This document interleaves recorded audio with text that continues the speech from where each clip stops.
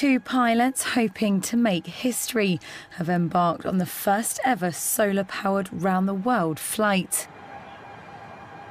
Shortly after dawn this morning, Bertrand Piccard and André Borschberg, who are co-founders of the company Solar Impulse, set off from an airport in Abu Dhabi. We're in the air. The pair's mission is to fly 35,000 kilometres around the world without using any fuel. They will have stopovers in India, Myanmar and China before crossing the Pacific Ocean and flying across the United States and southern Europe to arrive back in Abu Dhabi.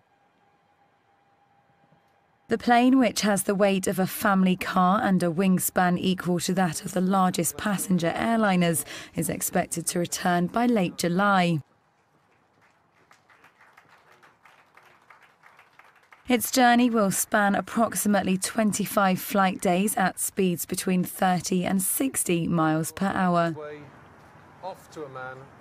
The round-the-world flight attempts has begun.